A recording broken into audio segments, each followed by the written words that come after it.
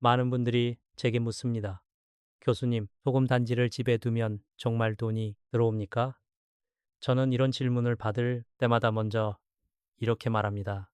예, 소금이 돈을 만들어내는 것은 아닙니다. 그러나 소금 단지는 우리에게 한 가지를 분명히 가르칩니다. 질서가 없는 집에는 운도 오래 머물지 못한다는 사실입니다. 저는 평생을 학교에서 젊은이들을 가르치며 살았지만 사실 인간의 삶을 움직이는 것은 거창한 이론보다도 매일의 습관, 매일의 정돈, 매일의 마음가짐이었습니다. 예, 돈도 마찬가지입니다. 돈은 벌기보다 흐름을 지키는 것이 먼저이고 흐름을 지키는 사람은 대부분 집과 마음을 함께 정돈합니다. 젊은 시절 저도 방 한 칸에서 시작했습니다. 그때는 책상 하나, 이불 하나만 있어도 방이 꽉 찼습니다. 그런데도 이상하게 마음이 어지러운 날이 있었습니다. 돈이 없어서가 아니라 내 삶의 기준이 흐트러졌기 때문이었습니다. 반대로 돈이 넉넉하지 않아도 집이 단정하고 공기가 맑으면 마음이 안정되었습니다. 예, 저는 그 경험을 통해 알게 되었습니다. 인간은 결국 환경에 영향을 받습니다. 집안의 공기, 냄새, 빛, 동선, 정리 상태가 우리의 생각과 감정에 직접 연결됩니다. 그러니 소금 단지라는 것도 저는 미신처럼만 보지 않습니다. 이것은 한마디로 집안을 정화하고 스스로를 돌아보게 하는 장치가 될 수 있습니다. 다만 여기서 가장 중요한 전제가 있습니다. 제대로 두어야 합니다. 잘못 두면 오히려 마음을 불편하게 하고 생활의 리듬을 무너뜨립니다. 사람들이 소금을 특별하게 여기는 이유는 단순합니다. 소금은 바닷물에서 시작해 뜨거운 햇볕을 오래 받아야 만들어집니다. 시간이 필요하고 자연의 기운이 필요합니다. 그래서 예부터 소금은 양기가 강하다고 말해 왔습니다.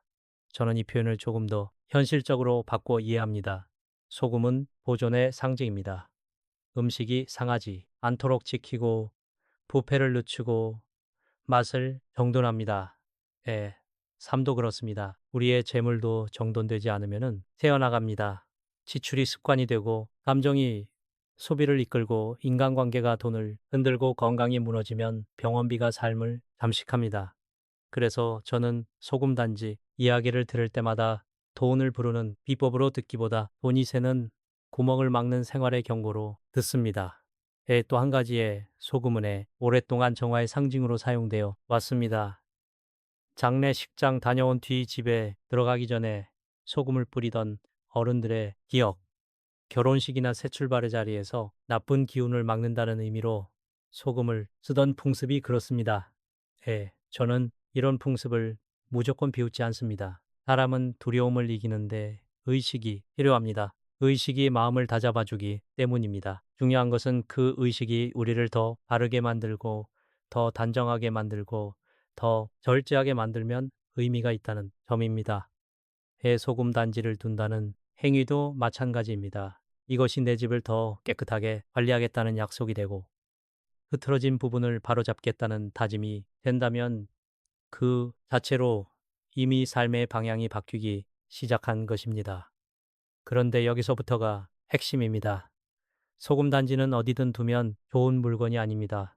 저는 상담을 하며 비슷한 경우를 꽤 보았습니다. 누군가가 소금이 재물운에 좋다는 말을 듣고 집안 여기저기에 소금을 놓습니다. 침대 및 머리맡 거실 한가운데 아이, 방구석, 심지어 식탁 위에까지요. 그리고 시간이 지나면 이상하게 잠이 불편해졌다고 말합니다. 가족이 예민해졌다고 말합니다. 집안이 더 어수선해졌다고 말합니다. 저는 그럴 때 이렇게 묻습니다. 그 물건을 볼 때 마음이 편안합니까? 불편합니까? 물건은 결국 사람의 마음을 타고 작동합니다. 특히 침대 주변은 더 그렇습니다. 잠은 회복의 시간이고 잠자리는 가장 부드럽고 안전해야 하는 공간입니다. 그런데 나쁜 기운을 흡수한다는 의미를 가진 물건을 머리맡에 둔다면 무의식은 그 물건을 경계로 받아들입니다.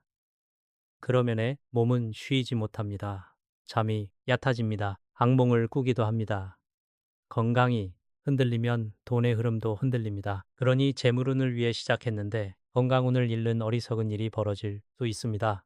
거실 한가운데나 식탁 위에 두는 것도 마찬가지입니다. 거실과 식탁은 가족의 온도가 모이는 곳입니다. 거기에는 밝음이 있어야 하고 자연스러움이 있어야 하고 대화가 편안해야 합니다. 어, 그런데 그 자리에 흡수와 정화의 상징을 대놓고 올려 놓으면 어떤 일이 생기겠습니까? 예, 처음에는 아무렇지 않아도 시간이 지나면 공간의 분위기가 미묘하게 무거워집니다. 저는 이런 말을 자주 합니다. 가정의 재물은 숫자로만 오지 않습니다. 대화의 온도와 표정이 부드러움으로도 온다고요. 식탁에서 말이 거칠러지고 서로를 불편해하면 그 집은 결국 지출과 갈등이 늘어납니다. 예, 그러니 가족이 모이는 중심 공간에는 경계의 상징을 두기보다 따뜻함의 상징을 두는 편이 낫습니다. 그리고 아이방은 더 조심해야 합니다. 아이는 성장하는 존재이고 에너지가 바깥으로 뻗어 나가야 합니다. 집중력, 활력, 호기심이 살아있어야 합니다. 그런데 강하게 흡수한다는 의미의 물건을 아이 두면 아이가 그것을 의식하지 않아도 공간의 느낌이 달라질 수 있습니다. 무엇보다 현실적으로 위험합니다. 아이는 뛰다가 부딪힙니다. 쏟아질 수 있습니다. 엎질러진 소금은 단지 청소의 문제가 아닙니다. 미끄러짐, 상처, 다툼으로 이어질 수 있습니다.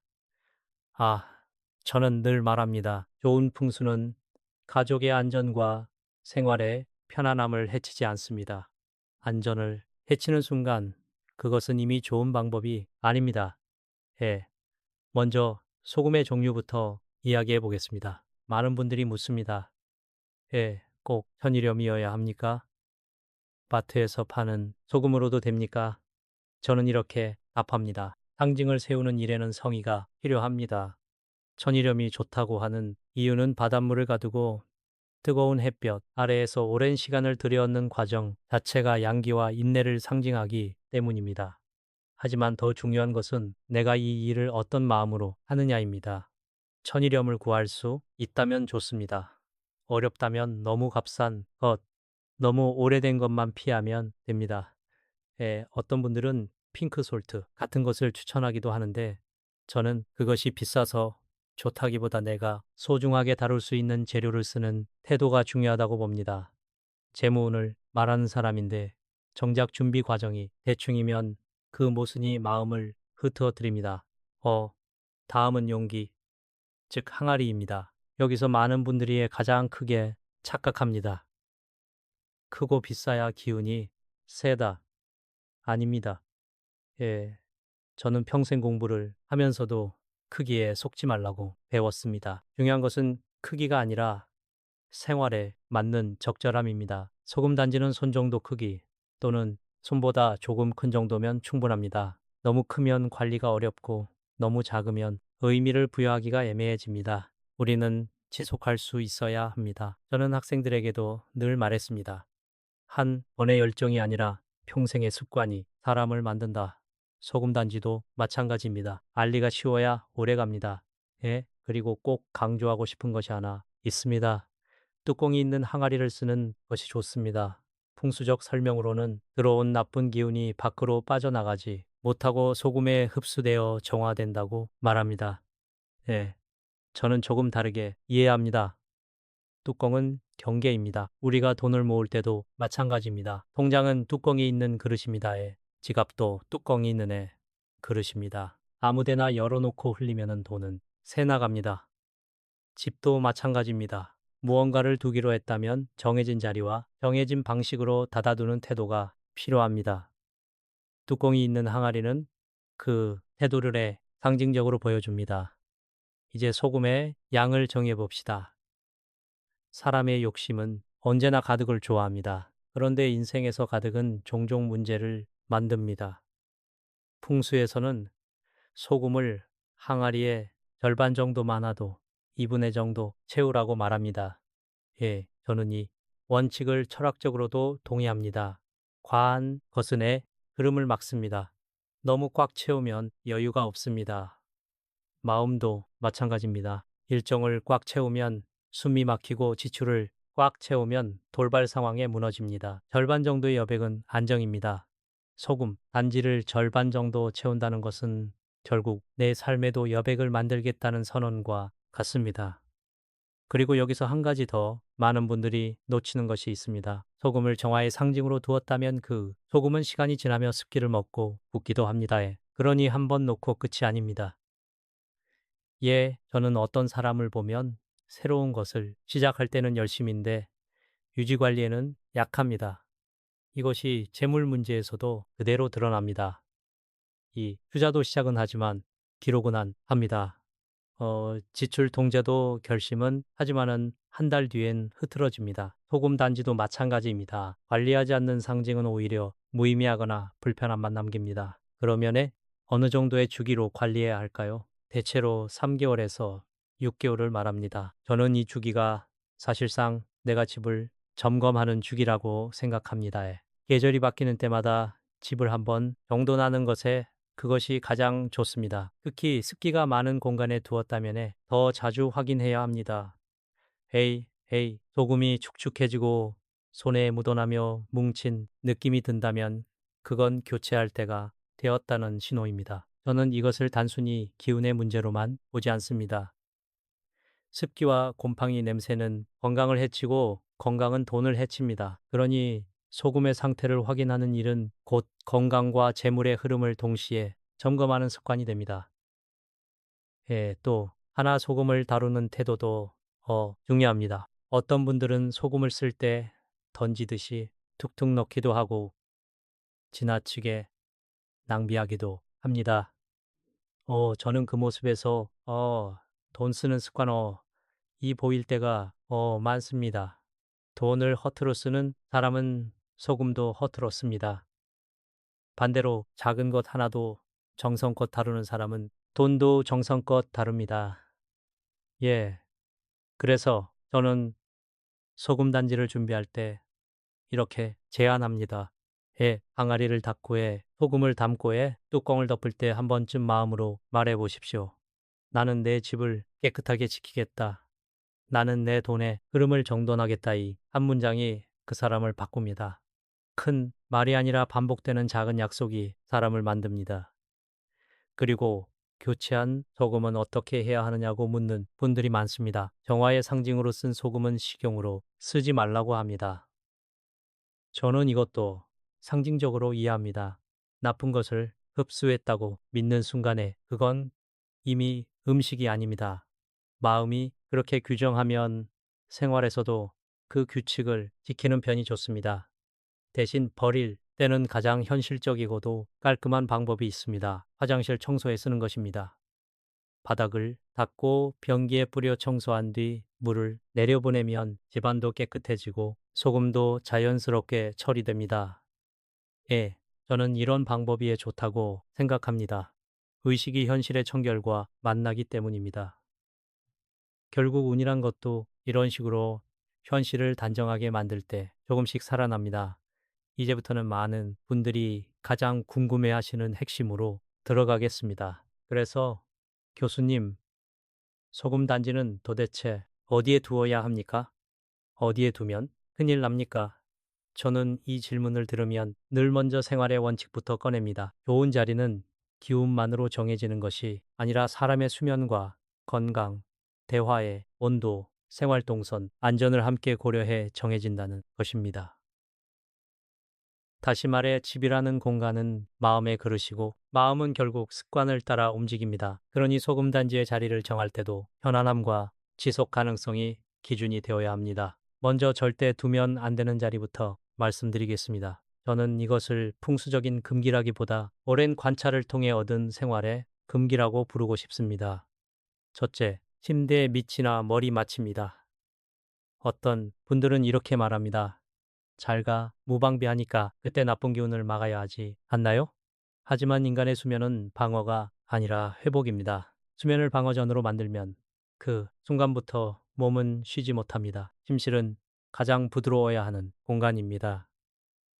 그런데 소금단지에 나쁜 기운을 흡수한다는 의미를 붙여놓고 그것을 머리맡에 두면 무의식은 그 물건을 경계로 받아들입니다. 특히 나이가 들수록 잠은 예민해집니다. 한번 잠이 흐트러지면 혈압이 흔들리고 기억력이 떨어지고 감정이 거칠어지며 결국 돈의 흐름에도 영향을 줍니다. 저는 제 삶에서도 확실히 느꼈습니다. 예, 잠이 무너지면 사람은 판단을 잃습니다. 판단을 잃으면 지출이 커지고 관계가 틀어지고 결국 삶이 흔들립니다. 그러니 침대 주변에는 정화라는 이름의 물건보다 따뜻함과 안정을 주는 것만 두는 편이 낫습니다. 둘째, 거실 탁자나 식탁 위처럼 한눈에 드러나는 중심 공간입니다. 이 부분은 단순히 보이면 안 좋다는 말로 끝낼 문제가 아닙니다. 거실과 식탁은 가족의 말이 오가는 자리입니다. 말은 기운입니다. 저는 철학을 가르치면서도 늘 말했습니다. 사람을 살리는 것은 지식이 아니라 말의 온도다. 그런데 소금 단지를 식탁 위에 올려놓으면 그 자체가 주는 이미지가 있습니다. 누군가에게는 집이 뭔가 불안한가 보다라는 신호가 됩니다. 또 누군가에게는 돈 이야기하기를 너무 의식하나 보다라는 부담이 됩니다. 가족은 사소한 것에서 민감해집니다. 특히 노년으로 갈수록 집은 편안해야 합니다. 편안해야 돈도 편안하게 지켜집니다. 한 집의 재물을 해치는 것은 큰 사건이 아니라 매일 반복되는 불편한 분위기입니다. 그러니 중심 공간에는 굳이 무언가를 수호한다는 상징을 전면에 세우지 마십시오. 중심에는 따뜻함, 대화, 안정이 있어야 합니다. 셋째, 아이방입니다. 이곳은 풍수 이전의 현실이 먼저입니다. 아이들은 에너지 덩어리입니다. 뛰고 넘어지고 부딪히고 장난칩니다. 소금 단지가 넘어져 쏟아지면 청소가 번거로운 수준이 아니라 미끄러짐과 다툼으로 이어질 수 있습니다. 또 소금은 습기를 먹습니다. 방이 지나치게 건조해질 수도 있습니다. 아이는 건조함에 더 예민합니다. 집중력이나 컨디션이 떨어졌다고 느끼면 부모는 괜히 불안해집니다. 불안은 또 지출을 부릅니다. 건강보조제, 학원 불필요한 소비가 늘어납니다. 그러니 아이방에 이런 상징을 드리는 것은 얻는 것보다 잃는 것이 많습니다. 여기까지가 절대 피할 자리입니다. 그런데 저는 한 가지를 더 덧붙이고 싶습니다. 집안에서 내가 볼 때마다 불편한 자리는 피하십시오. 풍수의 원리보다 더 강한 것이 마음의 반응입니다. 매일 보는 것이 매일 마음을 건드립니다. 그 불편함이 쌓이면 그것이야말로 가장 현실적인 나쁜 흐름이 됩니다. 자, 이제부터는 두면 도움이 되는 자리를 말씀드리겠습니다. 많은 분들이 이 부분을 듣고 바로 따라하시는데 저는 꼭 한 가지 조건을 붙입니다. 그 자리는 관리가 가능해야 합니다. 관리가 불가능한 자리는 아무리 좋다 해도 결국 방치되고 방치는 우운을 막습니다. 첫째, 화장실입니다. 화장실은 물과 습기가 모이는 곳이고 냄새와 세균이 쌓이기 쉬운 곳입니다. 풍수에서 재물과 연결한다고 말하는 이유도 결국 여기에 있습니다. 집안의 누수가 가장 먼저 일어나는 곳이 화장실이기 때문입니다. 물기가 남아 곰팡이가 피고 배수구가 막히고 청결이 무너지면 건강이 흔들립니다. 건강이 흔들리면 돈이 새어나갑니다. 그래서 저는 돈이 막히면 화장실부터 보라는 말이 꽤 현실적이라고 생각합니다. 화장실에 소금 단지를 둔다는 것은 단지 기운을 정화하는 의미뿐 아니라 이 집은 화장실을 소홀히 하지 않겠다는 선언이 됩니다. 단, 화장실은 습함으로 소금이 쉽게 변질됩니다. 더 자주 확인해야 합니다. 촉촉해졌다면 바로 교체하십시오. 관리가 핵심입니다. 둘째 주방입니다. 주방은 애의 생명을 만드는 곳입니다.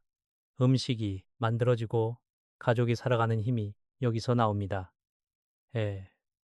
또 주방은 물과 불이 함께 있는 공간입니다. 물이 고이면 썩고 불이 과하면 거칠러집니다. 삶도 그렇습니다. 지출이 고이면 막히고 감정이 과하면 다툼이 됩니다. 주방을 잘 관리하는 집은 대체로 생활의 리듬이 안정돼 있습니다. 싱크대가 막히면 재정이 막힌다는 말도 저는 상징이 아니라 습관의 언어로 이해합니다. 싱크대가 막히는 집은 대리와 점검을 미루는 집입니다. 예, 예. 미루는 습관은 돈에서도 똑같이 나타납니다. 세금 신고 카드, 대금보험 저축고 미루다가 손해를 봅니다.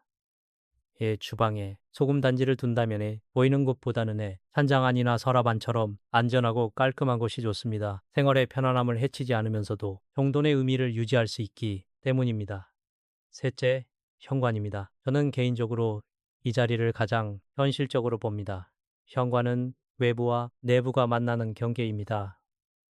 사람도 하루를 살면서의 바깥에서의 수많은 피로와 감정을 묻혀옵니다. 신발에는 먼지뿐 아니라 하루의 기운이 붙어 있습니다. 현관이 지저분하면 집안 전체가 지저분해집니다. 현관이 밝고 정돈되어 있으면 집의 첫 인상이 정돈됩니다. 저는 어떤 사람의 삶의 태도를 볼 때 현관을 보면 알 수 있다고 생각합니다. 안에 소금 단지를 둔다면 구석에 두어 동선을 방해하지 않게 하거나 신발장 안에 두는 것도 괜찮습니다.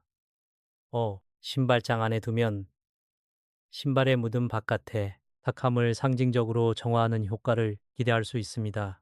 하지만 다시 말합니다. 안에 둔다면 가장 먼저 해야 할 일은 조명을 밝게 하고 신발을 정리하고 먼지를 줄이는 것입니다. 소금 단지가 아니라 정리된 현관이 운을 바꿉니다. 우리는 종종 시작에는 강합니다. 결심을 하고 물건을 준비하고 한번 해보는 것까지는 잘합니다. 그런데 삶을 바꾸는 것은 시작이 아니라 유지입니다. 저는 평생 교육자로 살며 수많은 사람을 보았습니다. 공부든 건강이든 인간관계든 재정이든 결국 남는 사람은 특별한 재능이 아니라 꾸준한 점검을 가진 사람이었습니다. 소금 단지도 마찬가지입니다. 소금 단지를 둔다고 해서 어느 날 갑자기 돈이 쏟아지지 않습니다.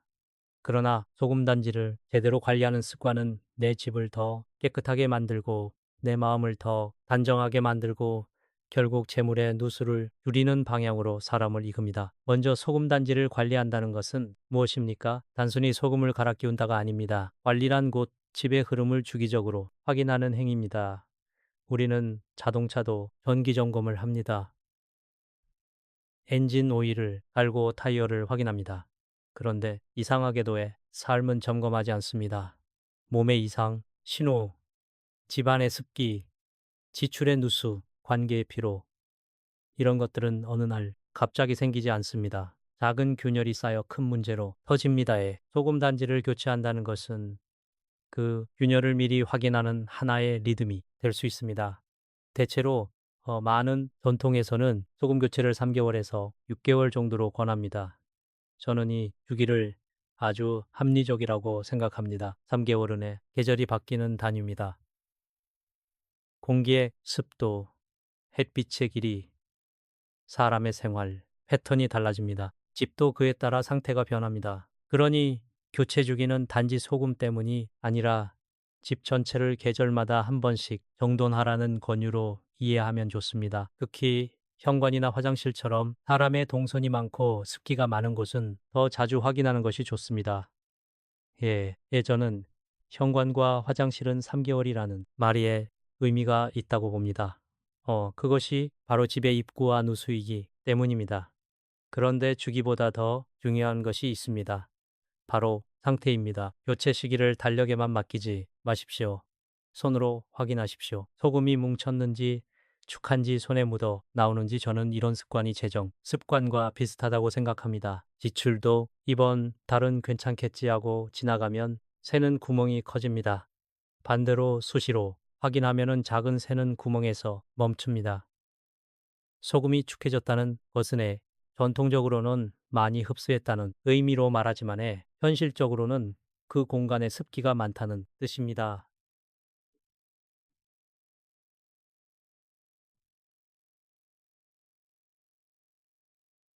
습기가 많으면은 곰팡이가 생기고 곰팡이는 건강을 해칩니다. 건강해지면 돈이 나갑니다. 그러니 소금의 상태를 보는 일은 결국 건강과 재정의 연결고리를 확인하는 행위가 됩니다. 또 하나 중요한 질문이 있습니다. 교체할 때 어떤 날이 좋습니까? 어떤 분들은 길이를 따지고 음력 날짜를 따지기도 합니다. 저는 그런 선택을 존중합니다. 다만 저는 이렇게 원합니다.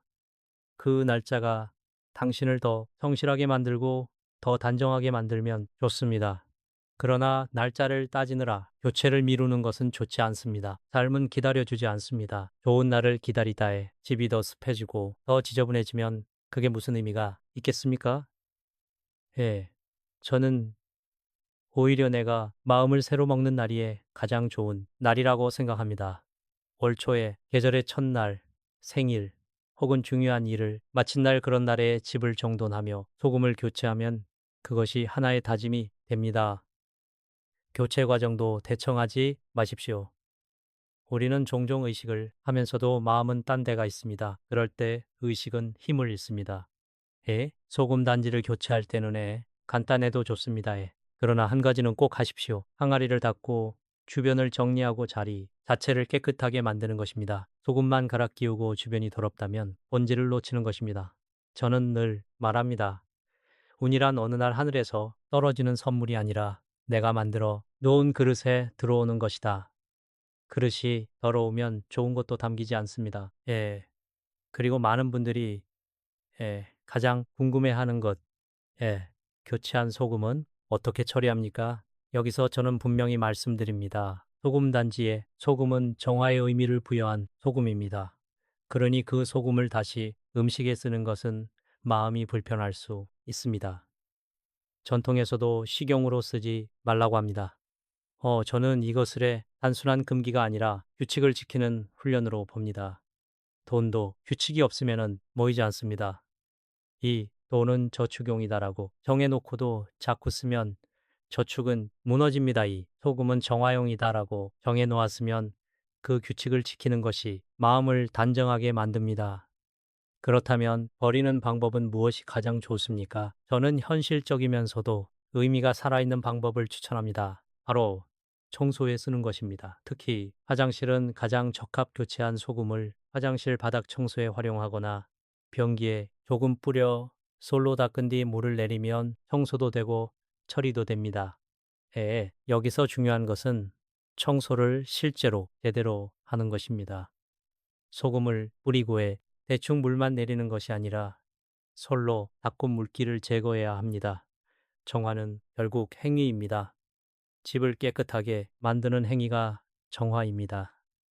그 의미는 그 위에 얹혀야 합니다. 또 어떤 분들은 밖에 버려도 됩니까? 라고 묻습니다. 저는 가능하면 집안에서 마무리하는 것을 선호합니다. 이유는 간단합니다. 우리가 생활에서 나온 것을 생활 안에서 정돈하는 습관이 중요하기 때문입니다. 밖에 버리는 행위는 때로 미뤄두는 습관과 닮아 있습니다. 물론 상황에 따라 다르지만 가장 좋게는 청소로 처리하고 깨끗하게 마무리하는 것입니다. 그리고 교체와 함께 반드시 점검해야 할 것이 하나 더 있습니다. 소금 단지가 있는 자리의 빛, 환기입니다. 현관은 어둡지 않게 가능하면 밝게, 화장실은 환기 잘 되게 물기 남지 않게, 주방은 싱크대 배수구 막히지 않게, 음식물 찌꺼기 쌓이지 않게. 저는 이것이야말로 풍수의 핵심이라고 생각합니다. 물건이 아니라 환경입니다. 소금 단지가 아무리 있어도 현관이 지저분하고 화장실이 곰팡이로 가득하고 주방 싱크대가 막혀 있으면 오는 막힙니다. 반대로 소금 단지가 없어도 집이 늘 정돈되어 있으면 삶은 안정됩니다. 그러니 소금 단지는 보조입니다. 본질은 청결과 질서입니다. 마지막으로 저는 이런 질문도 자주 받습니다.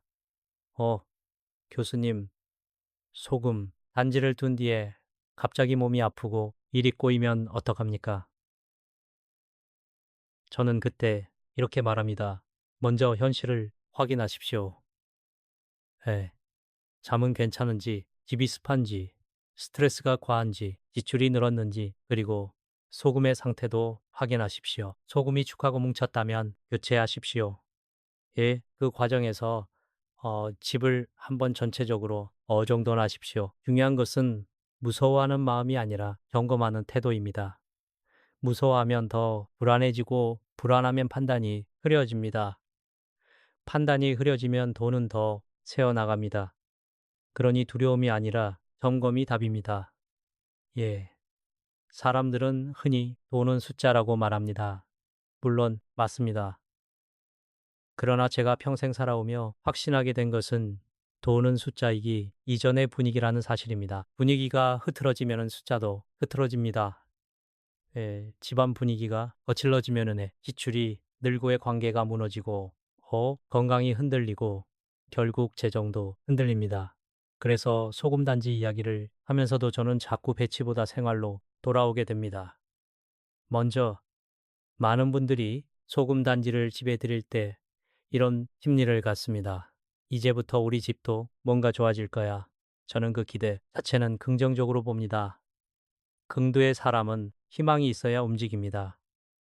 하지만 문제는 그 기대가 종종 외부의 힘에 의존한다는 점입니다. 물건 하나 두었으니 이제 운이 바뀌겠지. 내가 크게 노력하지 않아도 되겠지. 예.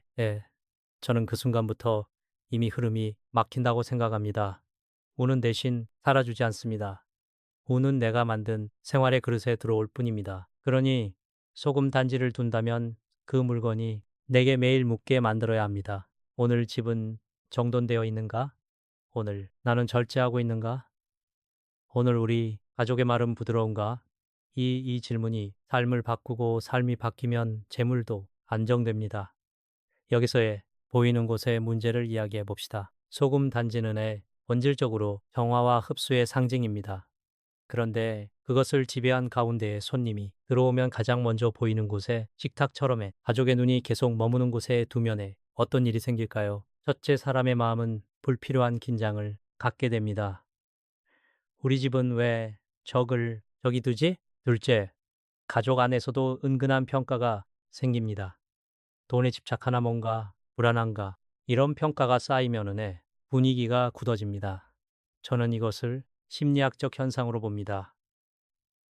집안의 상징은 대화를 바꾸고 대화는 관계를 바꾸고 관계는 지출을 바꿉니다. 그러니 소금 단지는 대놓고 드러내는 물건이 아닙니다. 기운을 다룬다는 것은 내 곧 마음을 다루는 일이기 때문입니다. 제가 젊었을 때부터 지켜온 한 가지 원칙이 있습니다. 중요한 것은 과시하지 않는 것입니다. 학문도 과시하면 가벼워지고 돈도 과시하면 새 나갑니다. 사람은 보이는 것에 흔들립니다. 집안의 재물을 상징하는 것을 드러내 놓으면 그 순간부터 우리는 돈을 더 의식하게 됩니다. 의식이 나쁘다는 말이 아닙니다. 다만 그 의식이 조급함으로 변화하면 문제입니다. 조급함은 소비를 부릅니다. 조급함은 불안을 부릅니다. 불안은 서로에게 날카로운 말을 던지게 합니다. 그 말 한마디가 가족의 마음을 상하게 하고 상한 마음은 지출을 키웁니다. 위로를 핑계로 쓰고 분노를 핑계로 쓰고 허물을 핑계로 쓰게 됩니다. 이 모든 흐름이 결국 재물의 누수입니다. 그러므로 소금 단지를 둘 때는 보이지 않는 곳의 원칙이 중요합니다. 보이지 않는 곳이란 단순히 숨겨두라는 뜻이 아닙니다. 생활을 방해하지 않은 지켜지는 자리를 말합니다. 예를 들어 주방이라면 찬장이나 서랍안이 좋다고 했지요. 이는 안전을 위해서이기도 하고 정돈을 위해서이기도 합니다. 이 현관이라면 구석이나 신발장 안이 좋습니다. 사람의 동선을 방해하지 않고 동시에 바깥의 탁함을 정리한다는 상징도 지킬 수 있습니다. 화장실이라면 눈에 띄는 곳이 아니라 습기를 직접 맡지 않는 관리 가능한 자리여야 합니다. 결국 보이지 않는 곳의 원칙은 숨김이 아니라 질서입니다. 여기서 저는 한 가지를 더 강조하고 싶습니다. 소금 단지를 놓는 순간 집안에 의미가 생깁니다. 의미가 생기면 사람은 그 의미에 맞게 행동하려고 합니다. 그래서 소금 단지를 제대로 활용하려면 그 물건이 가족에게 부담을 주지 않도록 해야 합니다. 특히 부부 사이, 부모와 자녀 사이에서 돈 이야기는 언제나 민감합니다. 돈은 사랑과 다르게 정확한 숫자로 드러나기 때문입니다. 누가 더 벌었는지, 누가 더 썼는지, 누가 더 희생했는지에 이런 계산이의 마음을 가르게 됩니다. 그러니 집안에서 돈의 상징을 드러내 놓는 것은 조심해야 합니다. 저는 오히려 소금 단지를 조용히 단정히 두는 것이 좋다고 봅니다. 조용함은 안정입니다. 안정은 지혜입니다. 지혜는 곧 재물을 지키는 힘입니다. 이쯤에서 가족의 대화 이야기를 하지 않을 수 없습니다. 저는 오랜 세월 강단에서 학생들을 가르치며 그리고 나이가 들며 주변의 동년배들을 보며 깨달았습니다. 가정의 우는 말에서 시작된다는 것을요. 집안에 좋은 물건을 들여도 말이 거칠면 그 집은 결국 흔들립니다. 말이 거칠면 상대는 방어합니다. 방어하면 마음이 다칩니다. 마음이 다치면 서로의 필요를 모릅니다. 필요를 모르면 소비가 커집니다. 남편은 바깥에서 풀고 아내는 다른 곳에서 풀고 자녀는 게임과 쇼핑으로 풀고 이런 식으로 돈이 흩어집니다. 재정은 결국 한 방향으로 모이는 힘인데 관계가 흩어지면 돈도 흩어집니다. 그래서 저는 소금단지의 진짜 효과를 이렇게 정의하고 싶습니다. 조금 단지는 나쁜 기운을 흡수한다는 상징이지만 현실에서는 집안에 거친 말을 흡수하고 정돈된 말로 바꾸는 계기가 되어야 합니다. 예를 들어 소금 단지를 교체하는 날 가족과 이렇게 이야기해 보십시오. 이번 달은 우리 집이 조금 어지러웠지. 다음 계절에는 조금 더 깔끔하게 살아보자. 요즘 말이 거칠었으면 미안하다. 우리 서로 건강부터 챙기자. 이런 말이 오갈 때 집은 다시 안정됩니다. 안정된 집은 낭비가 줄고 과소비가 줄고 재정 계획이 세워집니다. 저는 이것을 수없이 보았습니다. 돈을 잘 모으는 집은 투자보다 대화가 먼저 안정되어 있습니다. 물론 어떤 분들은 이렇게 말할 것입니다. 교수님, 말만 부드럽게 한다고 돈이 모입니까? 저는 웃으며 답합니다. 말이 부드러우면 불필요한 싸움이 줄고, 싸움이 줄면 불필요한 보복 소비가 줄고, 보복 소비가 줄면 돈이 남습니다. 아주 현실적인 논리입니다. 그리고 말이 부드러우면 관계가 안정되어 서로의 목표를 공유하게 됩니다. 목표를 공유하면 지출이 공동의 방향으로 모입니다. 돈이 모이는 기분에 항상 방향이 있습니다. 저는 늘 말합니다. 오늘 바꾸는 비법을 찾기 전에 먼저 새는 구멍을 막으라고요. 많은 분들이 재물운이라는 말을 들으면 무언가를 더 얻고 더 끌어오고 더 크게 만들에 떠올립니다. 하지만 현실에서 돈이 모이지 않는 가장 큰 이유는 적게 벌어서가 아니라 조금씩 세기 때문입니다. 그리고 그 새눈의 구멍은에 대개 집안의 세 공간에서 시작됩니다. 주방, 화장실이 세 곳은에 풍수적으로도 많이 언급되지만은 저는 풍수 이전의 생활의 논리로 이것을 강조합니다. 사람이 하루를 살며 드나들고 먹고 배출하는 흐름이 모두 이 세 공간에 모이기 때문입니다. 이에 흐름이 막히면 마음도 막히고 돈도 막힙니다. 먼저 현관입니다. 현관은 집의 얼굴입니다. 제가 어느 집을 방문할 때 가장 먼저 보는 것도 현관입니다. 이 현관이 어수선하면 그 집의 생활 리듬이 어수선할 확률이 높습니다. 신발이 흩어져 있고 택배 박스가 쌓여 있고 먼지가 굴러다니고 조명이 어둡고 이런 집은 대개 일정도 흐트러져 있고 지출도 흐트러져 있습니다. 왜냐하면 현관은 정리의 시작점이기 때문입니다. 집에 들어오는 순간부터 정리하지 못하면 그날 하루는 정리되지 않습니다. 이 현관의 기본 원칙은 세 가지입니다. 밝게, 비우게, 매일 1분. 첫째, 밝게 하십시오. 저는 조명이 운을 바꾼다고 말하지 않습니다. 그러나 밝은 현관은 마음을 맑게 합니다. 마음이 맑아지면 판단이 맑아집니다. 판단이 맑아지면 충동, 소비가 줄어듭니다. 이게 재물입니다. 둘째, 비우십시오. 현관에 물건을 쌓아두는 순간 삶에도 미뤄둔 일이 쌓입니다. 청구서 연락, 건강검진, 정리해야 할 관계. 현관의 적체는 삶의 적체와 닮아 있습니다. 셋째, 매일 1분만 정리하십시오. 저는 이 1분이 인생을 바꾼다고 믿습니다. 신발을 가지런히 바닥에 먼지 한번 문 손잡이 닿기 이 작은 행동은 내가 내 삶을 관리한다는 신호를 뇌줍니다에 소금 단지를 현관에 둔다면 어디가 좋겠습니까? 동선을 방해하지 않는 구석이나 신발장. 아니 좋습니다. 신발장 안에 두면 신발에 묻어 들어오는 바깥에 탁함을 상징적으로 정리하는 의미도 같습니다. 하지만 저는 다시 강조합니다. 소금 단지보다 중요한 것은 신발장 자체의 정리입니다. 신발장에 오래된 신발이 가득하면 그 집은 과거를 버리지 못한 집입니다.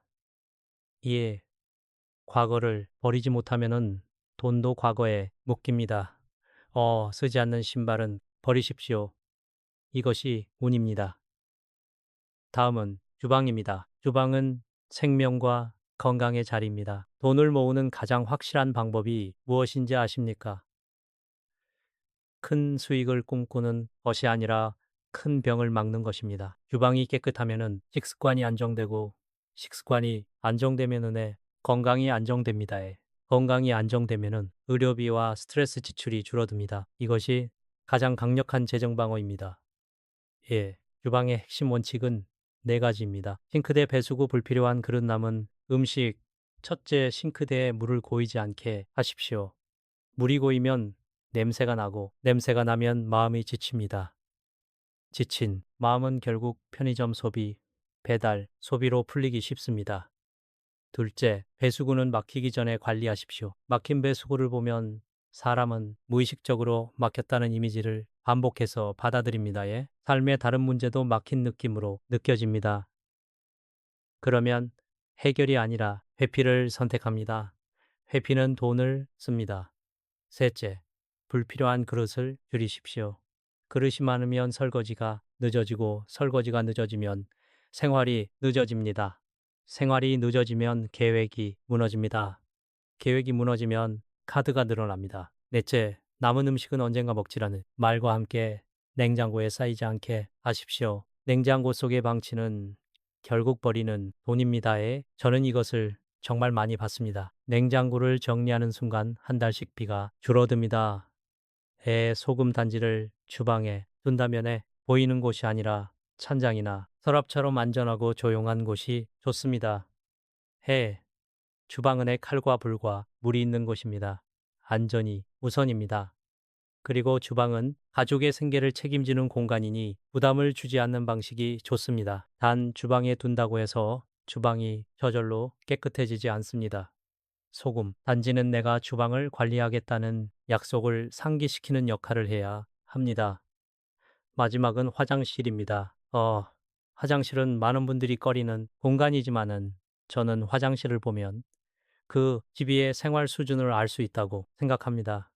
화장실은 집에서 가장 관리가 귀찮은 곳입니다. 귀찮은 곳을 관리하는 사람이 인생도 관리합니다. 화장실의 핵심은 두 가지입니다. 물기 제거와 환기. 첫째, 사용 후 물기를 남기지 마십시오.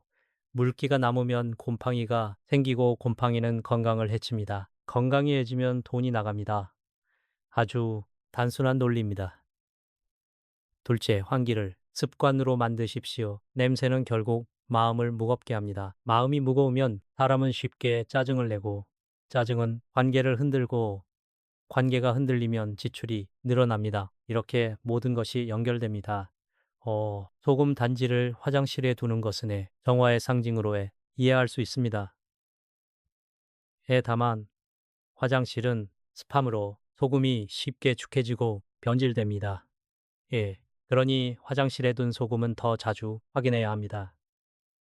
3개월 주기가 기본이지만 집의 습도에 따라 빨리 교체해야 할 때도 있습니다. 소금이 축축해지면 바로 교체하십시오. 이것은 기운 이전의 위생입니다. 이제 제가 여러분께 드리고 싶은 실전 체크리스트를 간단히 정리해 드리겠습니다. 소금 단지가 있든 없든 이것만 지키면 재물의 누수는 확실히 줄어듭니다. 정관 신발 5혈레 이상, 바깥에 두지 않기, 조명 밝게 바닥, 1분기 주방 싱크대 물기야, 바로 닦기 배수구, 주일에 점검, 냉장고, 주일에 정리 화장실, 물기 제거 환기 습관, 곰팡이 보이면 즉시 처리 공통통 미루지 않기를 공간으로 연습하기 작은 정리가 큰 재정을 지킨다. 저는 이 체크리스트가 어떤 투자 강의보다 현실적이라고 믿습니다. 돈은 결국 흐름이고 흐름은 생활에서 시작됩니다. 집안의 흐름이 정돈되면은 마음의 흐름도 정돈됩니다. 마음이 정돈되면 말이 부드러워지고 말이 부드러워지면 관계가 안정됩니다. 관계가 안정되면 불필요한 소비가 줄어듭니다.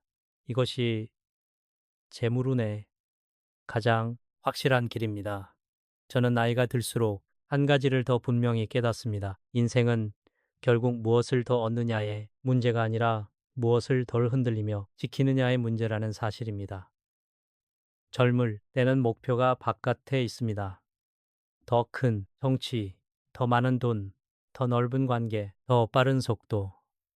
그런데 중년을 지나 노년으로 갈수록 목표는 안으로 들어옵니다. 건강을 지키고, 마음을 지키고, 관계의 온도를 지키고, 생활의 질서를 지키는 것. 저는 소금단지 이야기가 결국 여기로 돌아온다고 생각합니다. 소금단지는 무엇을 불러오는 도구이기 전에 무엇이 내 삶에서 새어나가고 있는지를 보게 하는 거울입니다.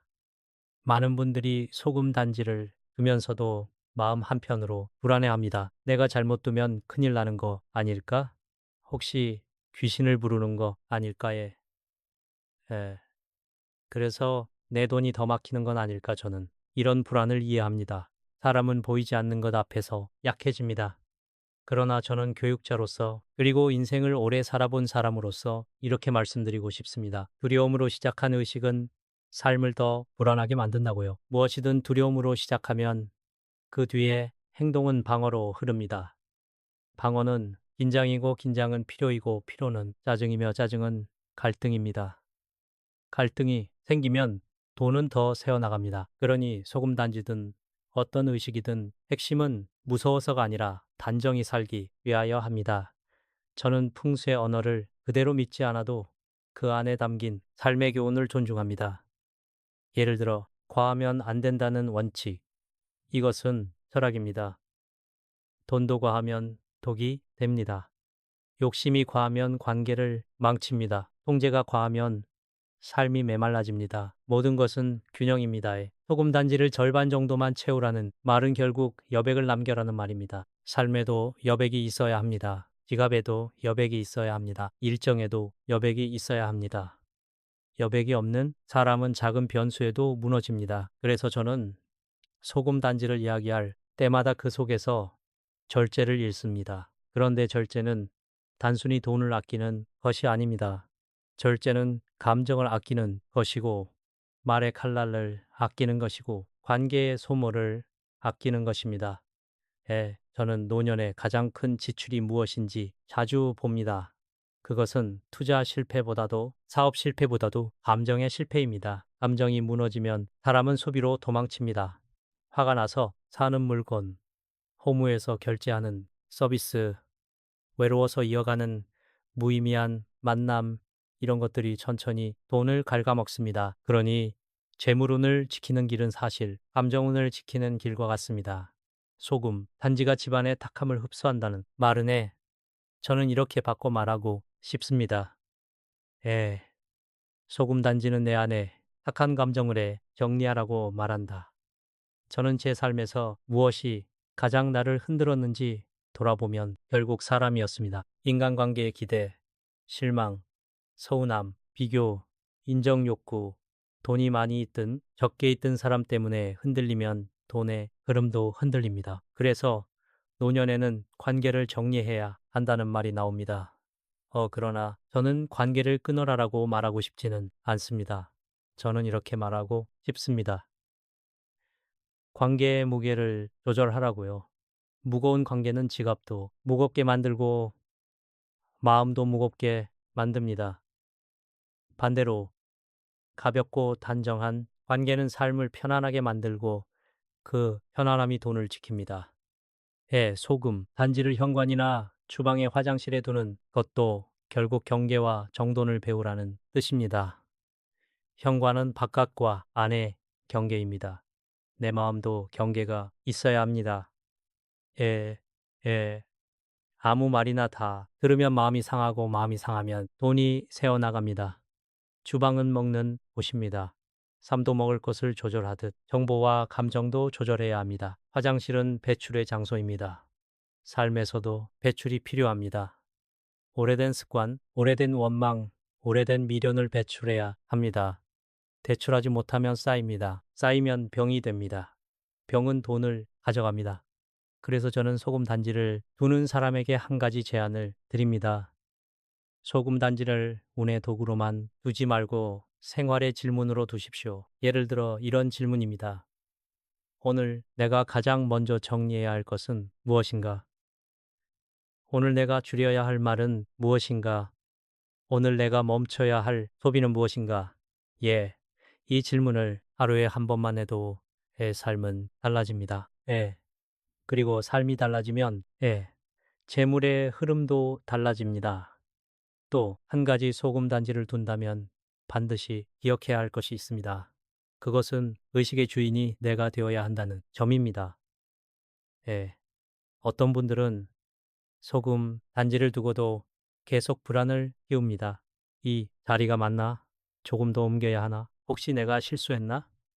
그러다 보면은 집 안이 확신이 아니라 의심으로 채워집니다. 의심은 불안이고 불안은 피로이며 피로는 실수로 이어집니다. 이에 실수는 결국 돈을 잃게 만듭니다. 그러니 한번 자리를 정했으면 생활을 방해하지 않는 선에서 담담히 유지하십시오. 너무 흔들지 마십시오. 저는 이것이 노년의 지혜라고 생각합니다. 크게 움직이지 말고 작은 것을 꾸준히 지켜라. 이것이 삶을 편안하게 만들고 편안함이 재물을 지킵니다. 마지막으로 저는 이런 말을 드리고 싶습니다. 소금 단지를 둔다고 해서 가족이 자동으로 화목해지지 않습니다. 그러나 소금 단지가 우리에게 집을 깨끗하게 하라고 말해준다면 우리는 그 말에 따라 행동할 수 있습니다. 집을 깨끗하게 하면 말이 부드러워지고 말이 부드러워지면 마음이 안정되고 마음이 안정되면 소비가 줄어듭니다. 이것이 재물론입니다. 어느 날 갑자기 돈이 들어오는 것이 아니라 어느 날부터 돈이 벌기 시작하는 것입니다. 우리는 여기까지 소금단지라는 작은 소재를 통해 지배자리, 관리의 습관, 말의 온도, 그리고 삶의 태도까지 함께 이야기해왔습니다. 저는 이 모든 이야기가 결국 한 곳으로 모인다고 생각합니다. 노년의 재물은 끌어오는 힘이 아니라 지키는 힘에서 나온다는 사실입니다. 젊을 때는 벌어야 합니다. 도전해야 합니다. 실수도 하며 배웁니다. 그러나 나이가 들수록 더 중요한 것은 무너지지 않는 구조입니다. 큰 돈을 벌기보다 큰 돈이 새지 않게 하는 구조. 화려한 관계보다 마음을 지켜주는 관계. 복잡한 계획보다 실행 가능한 작은 규칙. 저는 이것이 노년의 지혜라고 믿습니다. 소금단지는 그 자체로 정답이 아닙니다. 다만 소금단지는 우리에게 정답에 가까운 질문을 던집니다. 당신의 집은 정돈되어 있는가? 당신의 생활은 관리되고 있는가? 당신의 말은 부드러운가에? 당신의 마음은 절제하고 있는가에? 결국 재물은이라는 것도 이런 질문에 예라고 대답할 수 있는 사람이 누리는 결과일 때가 많습니다. 그러니 소금 단지를 두든지 않든 우리는 이 질문들을 외면하지 말아야 합니다. 먼저 저는 소금 단지를 둘 때에 가장 중요한 원칙을 다시 한번 정리해 드리겠습니다.